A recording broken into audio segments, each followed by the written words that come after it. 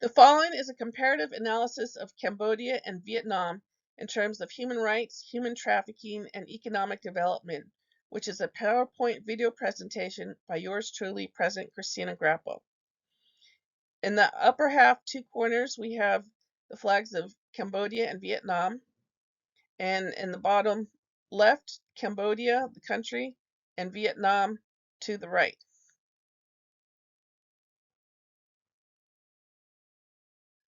Cambodia and Vietnam are two bordering countries in Southeast Asia. The map reference to the left is a picture of the physical uh, bordering they have with each other. Both countries have their own spoken and written languages, ethnic groups, independent governments, different flags, and different militaries. Each country has similar weather: a dry season, November to April, and a wet season, May through October, with monsoons.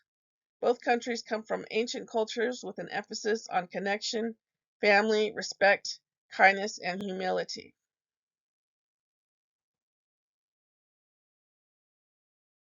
To begin with, human rights will be our discussion. There are four schools of thought to human rights: natural, protest, deliberative, and discourse.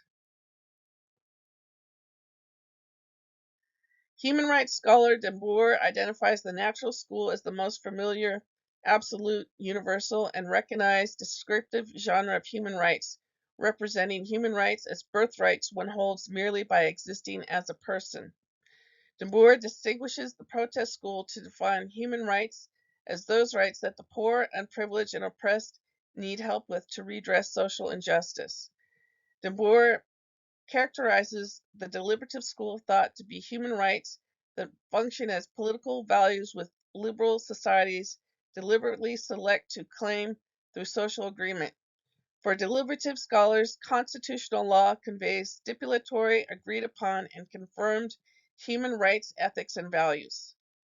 According to de Boer, the discourse school considers various aspects to what constitutes as rights to articulate political declarations, but it often shelters larger aims of emancipation and the like, rather than totally believing in the human rights for everyone construct.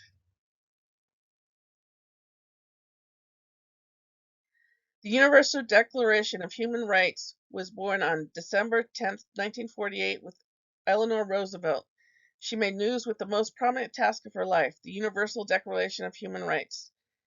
This Universal Declaration has become a global document for all countries to adopt and make their own domestic laws based upon the universal precepts of human rights. This document represents a universal example of the natural school of human rights. Both Cambodia and Vietnam describe human rights policy in their appropriate constitutions. This is another picture of the human rights, the Universal Declaration of Human Rights doctrine with a blue background made by a Harvard scholar. A condensed version of the Universal Declaration of Human Rights are the following. All human beings are born free and equal in dignity and rights. Everyone is entitled to the rights and freedoms set forth in the Declaration without distinction of any kind, such as race, color, sex, language, religion, political or other opinion, national or social origin, property, birth, or other status. Everyone has the right to life, liberty, and security of person. No one shall be held in slavery or servitude. Slavery and the slave trade shall be prohibited in all their forms. No one shall be subjected to torture or to cruel, inhuman, or degrading treatment or punishment. Everyone has the right to recognition everywhere as a person before the law. All are equal before the law and are entitled without any discrimination to equal protection of the law. Everyone has the right to an effective remedy by the competent national tribunals for acts violating the fundamental rights granted him by the Constitution or by law. No one shall be subjected to arbitrary arrest, detention, or exile. Everyone is entitled to full equality to a fair and public hearing by an independent and impartial tribunal. Everyone charged with a penal offense has the right to be presumed innocent until proven guilty. No one shall be subjected to arbitrary interference with his privacy, family, home, or correspondence, nor attacks upon his honor or reputation. Everyone has the right to freedom of movement and residence within the borders of each state. Everyone has the right to seek and to enjoy in other countries asylum from persecution. Everyone has the right to a nationality. Men and women of full age without any limitations due to race, nationality, or religion have the right to marry and find a family. Everyone has the right to own property alone as well as in association with others. Everyone has the right to freedom of thought, conscience, and religion. Everyone has the right to freedom of opinion and expression. Everyone has the right of peaceful assembly and associations. Everyone has the right to take part in the government of his country directly or through freely chosen representatives. Everyone, as a member of society, has the right to Social Security and is entitled to realization through national effort and international cooperation and in accordance with the organization and resource of each state of the economic, social, and cultural rights indispensable for his or her dignity and for the development of his or her personality. Everyone has the right to work, the, to have free choice of employment, to just and favorable working conditions, and to protection against unemployment. Everyone has the right to rest and leisure. Everyone has the right to a standard of living adequate for health and well-being of himself and of his family, including food, clothing, housing, and health care. The following is a comic but a serious one of human rights. We are all born free and equal. Everyone is entitled to these rights. Everyone has the right to life, freedom, and safety. You have the responsibility to protect the rights of others. No one can take away any of your rights. Constitution constructs that defend human rights. We can compare Cambodia with Vietnam. In Cambodia, all Cambodian citizens have universal equality before the law that consists of the same rights, freedoms, and obligations without prejudicial discrimination of racial heritage, color, male or female sex, language, belief, religion, political leanings, national origin, sociocultural status, wealth or resource status, or other standing. All Cambodian citizens shall enjoy freedom of expression, press, publication, and assembly. These freedoms are limited in order to not harm or injure the honor of others, disturb decent Cambodian societal traditions, violate civic order, and encroach upon national security. The Vietnamese Constitution provides all male and female citizens with equal rights in all civil, political, economic, socio-cultural spheres, in addition to family affairs with the religious or secular belief systems, movement, and residence freedoms. The Socialist Republic of Vietnam promises recognized, respected, guaranteed, and safeguarded human and citizens' rights in the political, civil, economic, and socio-cultural fields as established in its constitution and laws. The following is a Central Intelligence Agency comparison of human rights according to the CIA World Factbook. In Cambodia, this country has a recent history of human rights violations, including extrajudicial killings, torture, including waterboarding, and arbitrary arrest, especially during the 1970s under the Khmer Rouge regime. The current government has been accused of suppressing political foes while also restricting freedom of speech and assembly. The judiciary is considered not independent and corrupt. Freedom and rights of association, speech, press, and a healthy environment are severely controlled. Citizens who critique the government or who openly communicate about certain topics deemed unacceptable are often subject to intimidation and imprisonment. Human trafficking, principally of women and children, is also a weighty issue. The government has taken some initiative to swat such issues, but progress is slow. Vietnam is a one-party country, and the Communist Party of the Socialist Republic of Vietnam maintains rather tight political and social repression. The government has been accused of quashing political resistance, freedoms of speech and assembly, as well as access to information, including the internet. The judiciary is not an independent branch to award the government. Separation of powers and depravity is extensive. Human trafficking, especially of women and children, is a considerable predicament. While the government has taken steps to correct these daunting matters, progress is slow. The following is two comparative tables of ratifications and accessions. Cambodia, Vietnam, and Southeast Asia have ratified international human rights and human law. Results from conventions, including the Genocide Convention, Convention Against Torture, Geneva Convention. Vietnam is slow about signing or ratifying everything, especially the additional protocols. The Hague Convention Protocol, Cultural Property of 1954.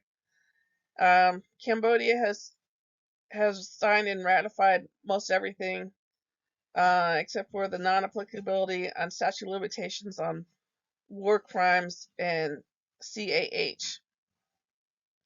The international human rights law instruments between Cambodia and Vietnam have the dates when they first signed. Some of them are 10 years apart. If you notice that Cambodia and Vietnam signed and ratified 10 years apart in the ICESCR. The CEDAW was another 10-year difference. CEDAW is the Convention on the Elimination of All Forms of Discrimination Against Women.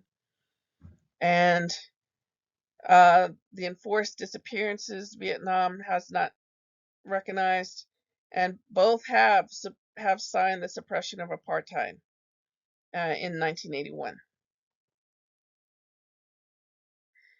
Human trafficking, as defined as trafficking the persons from Article 3A of the United Nations Trafficking in Persons Protocol, is important. This is our second concept that we're going to dive into in this presentation. Trafficking in persons shall mean the recruitment, transportation, transfer, harboring, or receipt of persons by means of a threat or use of force or other forms of coercion, of abduction, of fraud, of deception, of the abuse of power, or of a position of vulnerability, or of the giving or receiving of payments or benefits to achieve the consent of a person having control over another person for the purpose of exploitation. Exploitation shall include at a minimum the exploitation of the prostitution of others or other forms of sexual exploitation, forced labor or services, slavery or other practices similar to slavery, servitude, or the removal of organs.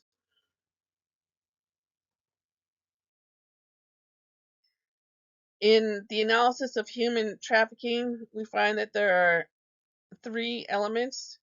First, the act, what is done, which is the recruitment, transfer, harboring, receipt of persons. The means, how it is done, which includes the threat or use of force, coercion, abduction, as well as fraud, deception, abuse of power, vulnerability, and giving payments or benefits. And the purpose, why it is done, is it through exploitation, including prostitution of others, sexual exploitation, forced labor, slavery, or similar practices, and or the removal of organs. Human trafficking laws differ between Cambodia and Vietnam. We shall look at the following construct. A law was passed in January 1997 to curb trafficking of women with fines up to $12,000 and prison sentence prosecutions up to 20 years for human trafficking pimps and brothel owners. In 2008, the government launched the Law on Suppression of Human Trafficking and Sexual Exploitation to criminalize all forms of trafficking. In 2023, the government kept mixed law enforcement exertions of formal complicity. For Vietnam in 2020, 2023, the government increased law enforcement efforts to prosecute human traffickers.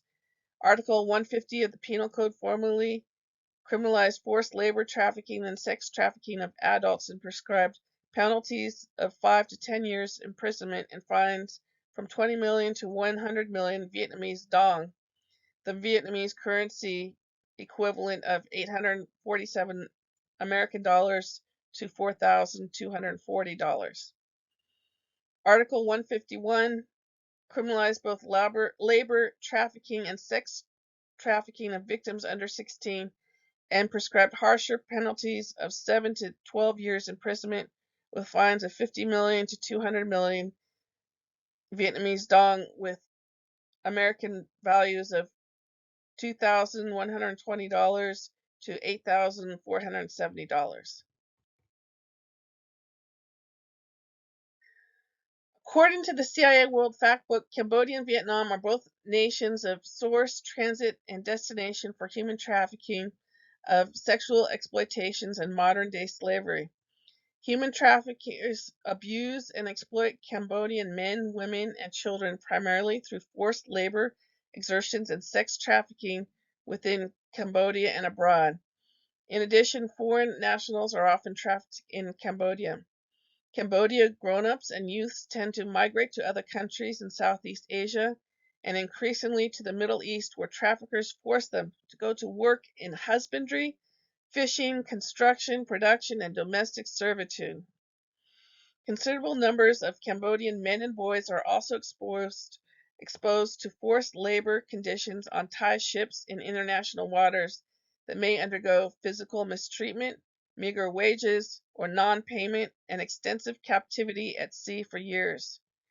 Brick kiln owners misuse thousands of Cambodians of all ages through debt-based bondage as well.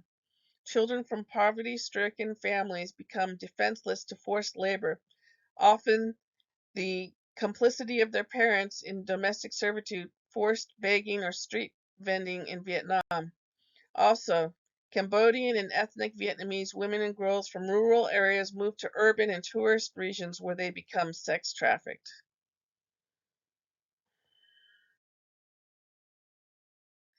The United States Department of State has yearly trafficking in persons published reports on human trafficking in, in countries that include Cambodia and Vietnam. According to the 2023 TIP report, Cambodia was downgraded to Tier 3, signifying the Cambodian government does not completely conform to the minimum basic criteria for the eradication of trafficking and is not accomplishing significant attempts to resolve this issue. The report also states that the government of Cambodia did not take some steps to address human trafficking, including more arrests, prosecutions, and convictions of traffickers, while also proactively identifying victims and assisting in returning Cambodian trafficking victims and those susceptible overseas. However, widespread corruption lingered to generally hamper numerous law enforcement operations to hold traffickers accountable and support victim services. On the other hand, Vietnam has been graded a Tier 2 watch list, indicating that the government of Vietnam does not fully meet the minimum standard for the elimination of trafficking, but is making significant efforts to do so. Cambodian and Vietnam governments ought to amend laws to cover all forms of human trafficking and safeguard all victims through the following advocacy. In Cambodia, it is to find appropriate housing, counseling, and information on legal rights, to offer medical, psychological, and material assistance for victims, to attain generative employment, education, and training for victims, to consider age, gender, and special needs of all victims and those at risk, to protect victims with physical safety, to allow the right to remain temporarily or permanently in destination nation, lawful extend repatriation, and to not prosecute trafficking victims. In Vietnam,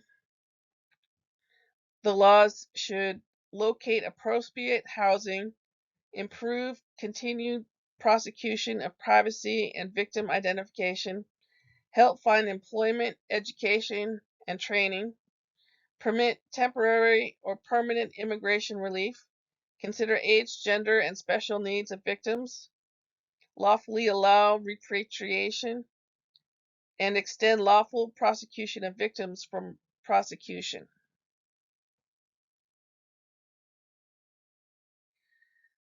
Finally, we will be discussing economic development. Economic and social development measures economic well-being and quality of life for a community, region, nation, or individual. In being an advocate for human rights against human trafficking, one must also advocate for socio-economic development and justice. Modern-day slavery cannot be a method to determine economic indicators. Human dignity is at stake. Women and children of sexual exploitation markets must have other opportunities to generate income and ameliorate their conditions, status, and roles. Policies must be secured for greater economic growth and social welfare. The following chart is a comparison of the economies of Cambodia and Vietnam according to the CIA World Factbook. We're looking at GDP, per capita, growth rate, inflation rate. We see that the unemployment rate is less in Cambodia than Vietnam, but Vietnam has a better gross product. As per the data, Vietnam has a larger economy than Cambodia with a nominal GDP of 245.2 billion compared to Cambodia's 24.5 billion. However, Cambodia has a lower unemployment of 0.3% compared to Vietnam's 2.2%. Both countries have a positive GDP growth rate, with Vietnam's growth rate being slightly higher at 6.8% compared to Cambodia's 6.5%. The inflation rate in Cambodia is 2.9%, while Vietnam's inflation rate is 3.5%. A comparison of economies as revealed through the CIA World Factbook looks at agricultural products that each country makes, their industries, and their import partners, as well as import commodities. In Cambodia, the agricultural products are cassava, rice, maize, vegetables, sugarcane, soybeans, rubber, oil, palm fruit, bananas, and pork. The major industries are tourism, garments, construction, rice milling, fishing, wood and wood products, rubber, cement, gem mining, and textiles. The top import partners are China at 27%, Thailand 25%, Vietnam 15%, and Singapore at 8%. Cambodia's top import commodities include refined petroleum, clothing, gold, cars, and flavored water. Vietnamese agricultural products include rice, vegetables, sugarcane, cassava, maize, pork, fruit, bananas, coffee, and coconuts. The industries are food processing, garments, shoes, machine building, mining, coal, steel, cement, chemical, fertilizer, glass, tires, oil, and mobile phones. The top import partners are China at 28.3%, South Korea 17.2%, Japan 7.6%, and Thailand 5.9%. Vietnamese top import commodities include integrated circuits, telephones, refined petroleum, computers, and broadcasting equipment. The reason why we're going through this is because we look at people that have been securely injured in terms of personality from having their human rights abused or being victims of human trafficking need to become part of the financial sector. So they need training in these industries. They need to know what to look for and what valuable things that they can do. Cambodia and Vietnam's economic development works with economic development agenda, finding an employment opportunity, With an increase in income, an individual or community has increased spending on health and education and improved quality of life and standard of living.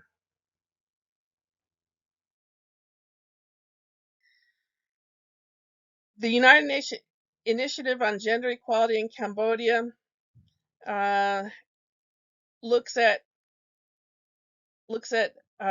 four main focus ideas: no poverty, gender equality, decent work and economic growth, and reduced inequalities. The United Nations believes all these things come together and need to be concentrated on in policies dealing with Cambodia and work dealing with Cambodia. This is because women occupy merely 20% of parliament seats. The proportion of women in middle and senior management within the private sector is 17%. Nearly half, 48% of women with children earn less than their partners, and 20% of women have reported more unpaid domestic work servitude during the pandemic of COVID-19, in contrast to 10% of men. Small business startups are a popular idea amongst women in Vietnam. Owning a small firm is an approved topic prevalent amongst single mothers in Vietnam. This is due to perceived employer discrimination and the need for flexible schedules to care for their offspring. Several well-established socioeconomic interventions that have focused on small business ownership by women are feasible in the Vietnamese context. Microfinancing and/or business training investment can target women to help erase gender gaps in pay, social capital, support groups of over business loans lead to micro business longevity and higher profits. Social capital support groups of women to leverage capital and lead successful small firms. However, small-scale interventions suggest that business grants over business loans leads to micro business longevity and higher profits. The bottom line is that there are stronger results when socioeconomic grant intervention for women is accompanied by mentoring and coaching on business protocols. Now, this is how we're going to come up with a summary of uh, everything that we've talked about today in terms of human rights, human trafficking, and economic development. Basically, the problem is access to capital. People are living in poverty and they need to get out of poverty and they need to pay bills or they need to eat. People living hand to mouth, and people need to be helped by other people that have the source to. This chart is how capital access leads to women's empowerment beyond gender wage gaps in employment, entrepreneurial success that includes microfinance loans, poverty reduction away from forced labor, and optimal socioeconomic outcomes in Cambodia and Vietnam. So we have here social gender roles, social rank and opportunity, family position, professional position, and financial sector practices have access to capital. Sources are from banks and other companies. The banks are state and private. The other companies are companies like Nike. Access to information becomes important. With the access to capital, women or those disenfranchised can have can come forward with entrepreneurial endeavors and mixed management and lead to profits and reinvest. They can look out for their family welfare, social welfare, and a better quality of life.